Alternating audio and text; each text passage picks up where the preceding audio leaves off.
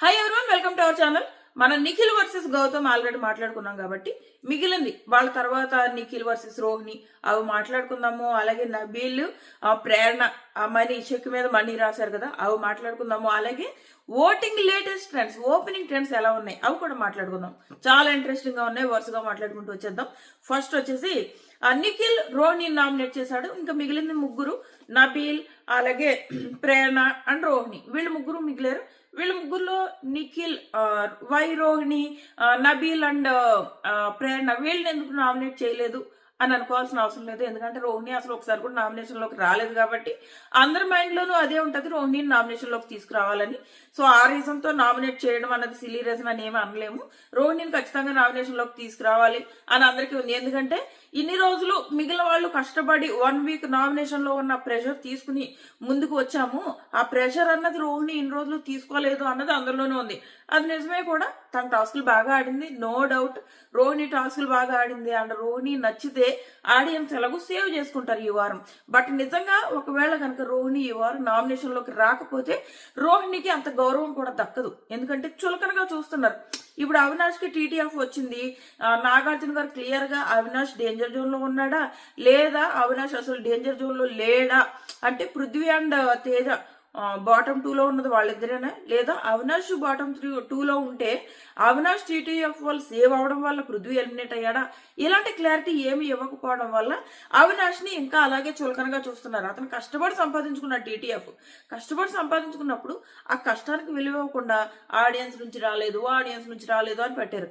Audience ఏమో తన్ని ఓట్లు వేయట్లేదు, ఆడియన్స్ ఎలాగో ఓట్లు వేయట్లేదు కదా, కష్టపడి తను సంపాదించుకున్నాడు.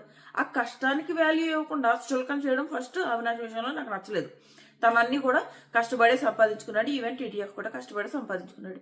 ఇంకా రోహిణి వచ్చేటప్పటికి టాస్క్లు బాగా ఆడింది, అన్ని బాగా ఆడింది. బట్ ఇప్పుడు నబీల్, ప్రేరణ అండ్ రోహిణి వీళ్ళు ముగ్గురు ఉన్నప్పుడు రోహిణి అసలు నామినేషన్ లోకి రాలేదు. నబీల్ అండ్ ప్రేరణ ఫస్ట్ నుంచి నామినేషన్స్ లోకి వచ్చి ప్రూవ్ చేసుకుంటూ వస్తున్నారు. ఆ ప్రెషర్ తీసుకుంటున్నారు ప్రేరణ అండ్ నబీల్. ఆ ప్రెషర్ రోహిణి తీసుకోలేదు. సో నిఖిల్ రోహిణిని నామినేట్ చేయాలనుకోవడం సేఫ్ నామినేషన్ ఏమి కాదు, వెయ్యాలి కూడా రోహిణిని. అండ్ రోహిణి కూడా మంచిదే. ఒకవేళ సేవ్ అయితే అబ్బా ఇన్ని రోజులు ఏ రోహిణిని అయితే నామినేషన్స్ లోకి రాలేదు, అనవసరంగా ఉండిపోయావు, నామినేషన్స్ లోకి వస్తే వెళ్ళిపోదు అని ఎవరైతే అన్నారో వాళ్ళకు కూడా టిట్ ఫర్ టాట్ లాగా ఉంటది. రోహిణి ఎలిమినేట్ అవ్వలేదు, రోహిణికి ఓట్లు పడ్డాయి అని రోహిణికి కూడా గౌరవం ఉంటది. సో ఏ రకంగా చూసినా రోహిణి నామినేషన్ లోకి రావడమే కరెక్ట్. సో నిఖిల్ నువ్వు నామినేషన్ లోకి రాలేదు, ఒకసారి ప్రూవ్ చేసుకుని వస్తే బాగుంటుంది అనుకుంటున్నానని నామినేషన్ వేశాడు. సో ఇది అయింది. నెక్స్ట్ రోహిణి అంటది వైల్డ్ కార్డ్స్ రావడం మనం తప్ప, ఫస్ట్ నుంచి లేము అంటున్నారు. ఇది కూడా వాళ్ళ పాయింట్ ఆఫ్ వ్యూ కూడా కరెక్టే కదా. వైల్డ్ కార్డ్స్ అంటే వాళ్ళు తప్ప, వైల్డ్ కార్డ్స్ లో రావడం వాళ్ళు పంపారు, వీళ్ళు వచ్చారు. ఈవెన్ అప్పుడు ఆ అమ్మాయి BB3లో గుసగుసలాడడం ఆ అమ్మాయి తప్ప, జస్ట్ సావిత్రిని తిను ఇద్దరు ఏదో చెవులో చెప్పుకున్నారని అనవసరంగా తన్ని నామినేషన్ గురించి మాట్లాడేసుకున్నారని నామినేషన్ లో వేయడమే కాదు అదే వీక్ ఎలిమినేట్ చేశారు. అప్పుడు ఎంత ఫీల్ అయ్యి ఉంటుంది రోహిణి, అన్నెసరీగా ఎలిమినేట్ చేశారని ఉంటది కదా. అప్పుడు చాలా తను డిప్రెషన్ అయి ఉంటది కొన్ని రోజులు. సో అది వైల్డ్ కార్డ్స్. ఇప్పుడేమో ఇంకో ఛాన్స్ ఇచ్చి వైల్డ్ కార్డ్స్కి పంపారు. అదైతే వాళ్ళు తప్పు కాదు కదా వైల్డ్ కార్డ్స్కి రావడం. ఇంకోటి ఏమంటదంటే ఇప్పుడు నేను ఉన్నాను కాబట్టి నన్ను వేశారు, ఇంకా మిగిలిన ఇద్దరు ప్రేరణ అండ్ నబీల్ ఉంటే ఏం చేసేవాడు, ఇద్దరిలో ఎవరిని సెలెక్ట్ చేసుకునేవాడు అంటే ఏమో అప్పుడు తన సెలెక్షన్ తన ఆప్షన్స్ తనకుంటాయి. తను ఎక్కువగా నబీల్తో ఫ్రెండ్షిప్ చేస్తాడు ప్రేరణతో పోలిస్తే, అప్పుడు ప్రేరణను వేసుకుంటాడు, సింపుల్.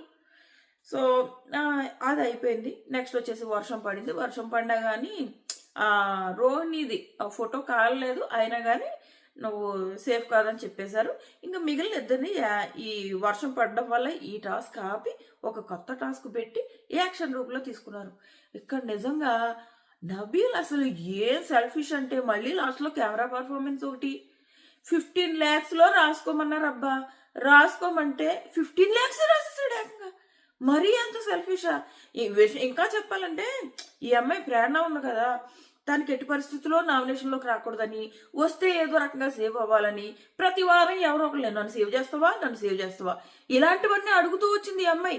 ఈవెన్ ఈ రోజు నామినేషన్కి ముందు కూడా గౌతమ్ దగ్గరికి వెళ్ళి నన్ను నామినేషన్లో వేయకు, నా ఫోటో కాల్చుకో, ఇన్ని మాట్లాడిన ఈ అమ్మాయే కొంచెం ఒక లిమిట్లోకి వెళ్ళి 4,30,000 అంటే 54,30,000 ఉంది కదా, ఆ 50 lakh కట్ చేసి 4,30,000 న్యాయంగానే రాసుకుంది ఆ అమ్మాయి. న్యాయంగా ప్రాపర్గా రాసుకుంది. నీకు ఒకసారి అవకాశం వచ్చినప్పుడు యూజ్ చేసుకోవడంలో తప్పేం లేదు. నువ్వు ఇప్పుడు ఏమంటారంటే ఎందుకు ప్రైజ్ మనీని యూజ్ చేసుకుని టాప్ 5కి వెళ్ళాలి అంటే నేనేమంటానంటే, వీళ్ళు కనుక సపోజ్ ప్రేరణ అనుకుందాం, ప్రేరణ ఇప్పుడు 4,30,000 రాసింది. ఒకవేళ కనుక అంతకంటే నబీల్ తక్కువ రాసి ప్రేరణ టాప్ 5కి వెళ్ళింది అనుకోండి, అది తప్ప రైట్ అంటే నేను కరెక్ట్ అంట. ఎందుకో చెప్తావేనండి, ఆ అమ్మాయికి కరెక్ట్, ఆ అమ్మాయికి అన్ని రకాలుగా కరెక్ట్. ఎలాగో చెప్తా. ఏమో ఒకవేళ ఈ వారం నామినేషన్లో ఉంటే తను ఎలిమినేట్ అయిపోయేదేమో. ఓకే, ఎలిమినేట్ అయిపోయింది అనుకోండి, నెక్స్ట్ ఇంకా ఎన్ని రోజులు, 5 days హౌస్లో ఉంటుంది. 5 days హౌస్లో ఉండడం ప్లస్ ఫినాలే రోజు వాళ్ళ ఫ్యామిలీ వచ్చి అక్కడ కూర్చుంటారు. అది ఒకటి తనకి ఎంజాయ్ చేస్తుంది. 2 ఆ వీక్ అంతా తనకి అమౌంట్ వస్తుంది కదా, రెమ్యూనరేషన్. తన రెమ్యూనరేషన్ తను ఎందుకు వదులుకోవాలి? ఈ వారం తను ఎలిమినేట్ అయిపోతే నెక్స్ట్ వీక్ రెమ్యూనరేషన్ ఎవరు ఇస్తారు? నువ్వు ఎలాగో విన్నావు అని నీకు తెలుసు అబ్బా, నువ్వు ఎందుకు ప్రైజ్ మనీ కోసం ఆలోచించాలి? ఇది ఇప్పుడు హిందీ బిగ్ బాస్ తెలుసా? హిందీ బిగ్ బాస్లో ఇలాంటి టాస్క్లు 100 పెడతారు. ఇప్పుడు హిందీ బిగ్ బాస్లో రాఖీ సావంత్ ఉన్నప్పుడు బీబీ 13లోను 14లో అనుకున్నా, బీబీ 14లో మొత్తం ఆ టాస్కే వీళ్ళు సేవ్ అవడానికి అనమాట, డైరెక్ట్ ఫినాలేలోకి వెళ్ళడానికి. అసలు ఒక్కొక్కరు రాఖీ సావంత్ అయితే తెలుసా ఒకేసారి 14 లక్షలు క్రాష్ చేసింది. నాకెందుకు, నేను వెళ్ళాను అనుకో, నాకు 1 week రెమ్యూనరేషన్ వస్తుంది, ఎలా నేను ఏమన్నా విన్ అవుతానే పెడతాను, నాకెందుకు వాళ్ళ ప్రైజ్ మనీ కోసం అని చెప్పింది. నిజమే కదా. ఇప్పుడు తను ఎలాగో విన్ అవ్వదు, ఆ ప్రైజ్ మనీ ఎవరికి వస్తే తనకేంటి? ఇప్పుడు నువ్వు 14 లక్షలు కట్ చేసావు, నువ్వు నెక్స్ట్ వీక్ 1 week హౌస్లో ఉంటున్నావు, నీకు 1 week రెమ్యూనరేషన్ వస్తుంది. ఏమన్నా తక్కువ ఉంటుందా రోజుకి? వాళ్ళంత వస్తుంది, మంచిదే కదా. సో ఆ రకంగా ప్రేరణ 4,30,000 రాయడం తప్పే కాదు. కానీ నబీల్ మరీ వర్స్ట్ అబ్బా, ఏకంగా 15 lakhs రాసేసాడు. 15 lakhs రాసి మళ్ళీ అసలు 15 lakhs రాసినప్పుడే మరీ ఎంత వస్తున్నాడు నబీల్ అని అనిపించింది. మళ్ళీ బయటకు వచ్చిన తర్వాత అంటాడు, నేను ప్రేరణ ఎక్కువ రాస్తుందేమో అని నేను కూడా ఎక్కువ రాస్తానంట. ముందు ఊహించేసుకుని ఎక్కువ రాస్తాడంట. ప్రేరణ ఎక్కువ రాసిస్తుందని నువ్వు ముందు ఊహించేసుకుని రాసేయడమే? నువ్వు జనాల్లోకి వెళ్ళి వస్తావన్న ధైర్యం లేదా నీకు? అన్ని నీతులు చెప్తావు, నేను తోపు షేరు సింహం అంటావు. మరి వెళ్ళిరా జనంలోకి, నువ్వు షేరు కదా, షేరు అయినప్పుడు వెళ్ళిరా జనాల్లోకి. అంత ఉనికిపోయి 15 లక్షలు రాయడమే టూ మచ్ వర్స్ట్ అనిపించింది. ఇంకా 15 lakhs రాస్తాడు.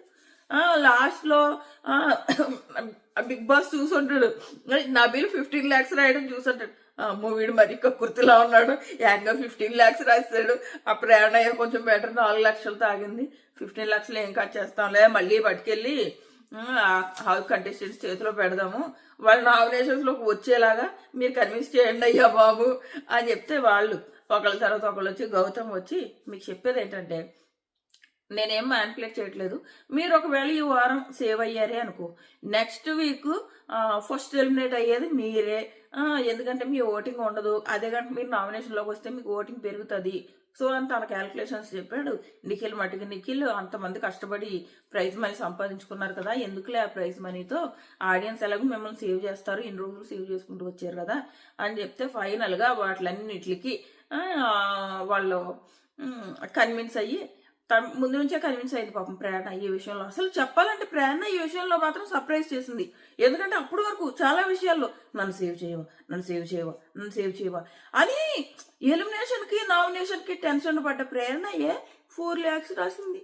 ఈ పిల్లోడు ఏకంగా 15 lakhs రాశాడు. వర్స్ట్ అనిపించాడు నాకు నబీల్. వేసేసింది ప్రేరణ, వేసేసింది. ఆ నబీల్ అంట అది వేయకుండా ఉండడానికి అంటే అందరూ ఐ లవ్ యూ చెప్పాలంట. నాకు అసలు నబీల్ని చూస్తే చాలా చిరాకు అనిపించింది. చేసిందే అది మళ్ళీ అంట అందరూ ఐ లవ్ యూ చెప్పాలంట. అందరూ చెప్పారు, మళ్ళీ గౌతమ్ చెప్పలేనట్టున్నాడు, నువ్వు కూడా చెప్పని చెప్పించుకున్నాడు. Over action. ఈ ఓవర్ యాక్షన్ వల్లే ఇప్పుడు టాప్ 5లో కూడా ఉండే ఛాన్స్ లేదు. నాకు ఇప్పుడు వీళ్ళిద్దరు చేసిన పనులు చూసాక నాకు నబీల్ వర్సెస్ ప్రేరణ, వీళ్ళిద్దరిలో టాప్ 5లో ఎవరు ఉండాలని నన్ను అడిగితే నేను ప్రేరణ పేరు చెప్తా. అంత వర్స్ట్ ఉంది. 15 lakhs రాస్తాడా? కొంచెమైనా కామన్ సెన్స్ ఉండాలి, యూజ్ చేసేసుకోవడమే. ఒక హద్దు ఉంది దేనికైనా. నీకు ఇచ్చిన ఆపర్చునిటీని యూజ్ చేసుకోవడానికి. అది కూడా నువ్వు చెప్పే గొప్పలు ఎలా ఉంటాయి, ఓ రేంజ్లో ఉంటాయి కదా నీ గొప్పలు. ఆ గొప్పలకు తగ్గట్టే నీ బిహేవియర్ కూడా ఉండాలి. గొప్పలు ఒకటే ఉంటాయి, బిహేవియర్ ఉండదు. అందుకే డబ్బా రాయడు అంటాను నా వీళ్ళు నేను. సో ఇది సో ఫైనల్గా మళ్ళీ వచ్చేసి కెమెరా పర్ఫార్మెన్స్ మొదలుపెట్టాడు. ఏమన్నా అంటే ఏమంటారు, గౌతమ్ కెమెరా పర్ఫార్మెన్స్ చేస్తాడు అంటారు. ఇప్పుడు నబీల్ ఏం చేస్తున్నాడు? నబీల్ కెమెరా పర్ఫార్మెన్స్ దగ్గరికి వచ్చి నేను సెల్ఫిష్ కాదు, ఎక్కడ ప్రేరణ రాసిస్తుందా అని నేను రాసేసాను బిగ్ బాస్ అని ఎందుకు కెమెరాకి చెప్పుకుంటున్నావు? నువ్వు కెమెరాతో మాట్లాడుతున్నావు అంటే నువ్వు ఆడియన్స్తోనే కదా. ఇదే వ్యక్తి లాస్ట్ వీక్ నామినేషన్లో ఏమన్నాడు గౌతమ్ని? నువ్వు ఆడియన్స్తో మాట్లాడుకుంటావు, నువ్వు ఇప్పుడు ఏం చేసావు కెమెరా ముందు? ఇదే అంటున్నా నేను. ఈ గొప్పలు ఈ డబ్బరాయుడు కబుర్లన్నీ చేస్తాడు. ఓటింగ్ పోల్స్ ఏ పోల్ చూడు, నబీలే బాటంలో ఉన్నాడు ఇలాంటి పనుల వల్లే. సో ఇప్పుడు మనం ఓటింగ్ గురించి మాట్లాడుకుందాం, ఓపెనింగ్ ట్రెండ్స్ ఎలా ఉన్నాయని. గౌతమ్ ఓ రేంజ్లో దూసుకెళ్ళిపోతున్నాడు. నెక్స్ట్ నిఖిల్ ఉన్నాడు. వెబ్సైట్ పోల్స్ ఏ పోల్ చూసినా కానీ గౌతమ్ 40% లీడ్లో ఉన్నాడు, నిఖిల్ 20% ఉంది. కానీ యూట్యూబ్ పోల్స్ దగ్గరికి వచ్చేటప్పటికి నిఖిల్ టాప్లో ఉన్నాడు, గౌతమ్ సెకండ్ ప్లేస్లో. ఎనీ యూట్యూబ్ పోల్ నిఖిల్ టాప్లో ఉన్నాడు, గౌతమ్ సెకండ్ ప్లేస్లో ఉన్నాడు. డిఫరెన్స్ ఒక 10% ఉంది. అంటే ఈసారి విన్నింగ్ రేసు చాలా టఫ్గా ఉందన్నమాట. టాప్ 2 మాత్రం ఓటింగ్ ఓ రేంజ్ టఫ్లో నడుస్తుంది. ఇలా నడిస్తేనే బాగుంటుంది. అంటే మనకి లాస్ట్ వరకు కన్ఫ్యూజన్ ఉంటుంది, ఎవరు విన్ అవుతారు, నిఖిలా గౌతమా? విన్నర్ మాత్రం వీళ్ళిద్దరిలోనే ఒకళ్ళు విన్నర్ అవుతారు, ఒకళ్ళు రన్నర్ అవుతారు, అందులో నో డౌట్. బట్ మనకి ఇంకా కన్ఫ్యూజన్ ఉంటుంది అనమాట, నిఖిలా గౌతమా. ఇప్పుడు నిఖిల్ ఫ్యాన్స్ గౌతమ్ ఫ్యాన్స్ కాని వాళ్ళు మనం ఇలా ఎదురు చూస్తాం. నాలాంటి వాళ్ళు నిఖిలా గౌతమా అని ఎదురు చూస్తాం. కానీ గౌతమ్ ఫ్యాన్స్కి నిఖిల్ ఫ్యాన్స్కి మాత్రం డబ్బులు ఆడుతూ ఉంటుంది, ఎవరు విన్ అవుతారా, ఎవరు రన్నర్ అవుతారా. మీ ఓట్లు మీరు వేసుకోండి, మీ కంటెస్టెంట్ని విన్ చేసుకోండి. వీళ్ళిద్దరు. నెక్స్ట్ వచ్చేసి మిగిలిన వాళ్ళు రోహిణి, విష్ణు, మిగిలిన థర్డ్ ప్లేస్లో ప్రేరణ ఉంది. ప్రేరణకి 13% ఓట్లు పడుతున్నాయి. అండ్ ఈరోజు ఎపిసోడ్ కూడా అమ్మాయికి ప్లస్ అవుతుంది, ఎందుకంటే చాలా పద్ధతిగా తీసుకున్నది డెసిషన్. కక్కుర్తి పడకుండా, నబీల్లా కక్కుర్తి పడకుండా. దట్టు నువ్వు తీసుకున్న డెసిషన్ నీ పక్కనేమో ఓ కక్కుర్తి మెంటాలిటీ ఉండేటప్పటికి నిన్ను చూసి అమ్మ ప్రేరణ నువ్వు చాలా బెటర్ అని అనిపిస్తుంది కదా. ఆ ఫీలింగ్ వల్ల కూడా ఈరోజు ప్రేరణకు ఓట్లు పడతాయి. సో అది మీరు మాత్రం నబీల్ ఫ్యాన్స్ నన్ను తిట్టుకున్నారు కానీ ఓట్లు వేసుకోండి అయ్యా. మళ్ళీ రేపు పొద్దున్న ఎలిమినేట్ అయితే నన్ను తిట్టుకుంటారు. నా ఒపీనియన్ నేను చెప్పే అంతే. ప్రేరణకి 13% థర్డ్ ప్లేస్లో ఉంది.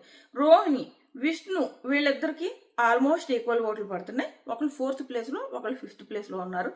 ఆల్ పోల్స్ క్లియర్గా డేంజర్ జోన్లో నబీల్ ఉన్నాడు. 9% ఓట్లు, 8% ఓట్లు, ఈ రకం ఓట్లతో ఆల్ పోల్స్లో నబీల్ డేంజర్ జోన్లో ఉన్నాడు అనమాట.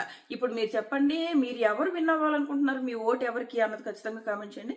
అలాగే ఈ వారం ఖచ్చితంగా సింగిల్ ఎలిమినేషన్ ఉంటుంది, డబుల్ ఎలిమినేషన్ ఉండదు. సింగిల్ ఎలిమినేషన్ చేసి ఇంకా టాప్ 6 ఉంటారు కదా, ఆ టాప్ 6లో ఒకరిని మిడ్ వీక్ ఎలిమినేషన్, అంటే వెన్స్డే ఒక మిడ్ వీక్ ఎలిమినేషన్ జరుగుతుంది. ఉన్న టాప్ 6లోంచి ఒకరిని ఎలిమినేట్ చేస్తే మిగిలిన 5 ఫినాలే ఎపిసోడ్కి ఉంటారనమాట. సో ఇది ప్రాసెస్. సో మీరు ఈ వారం ఎవరు ఎలిమినేట్ అవ్వాలనుకుంటున్నారు అనేది ఖచ్చితంగా కామెంట్ చేయండి. మన ఛానల్ సబ్స్క్రైబ్ చేసుకుని నోటిఫికేషన్ ఆన్ చేసుకోవడం మర్చిపోకండి. నా వీడియోస్ నచ్చితే ఒక్క లైక్ అయినా వేసుకోండి అమ్మ. టాటా బేబీ. అసలే గొంతు పోవడం కాదు, జలుబు దగ్గు అన్నీ మిక్స్ అయ్యి ఉన్నాయన్నమాట. టాటా బేబీ.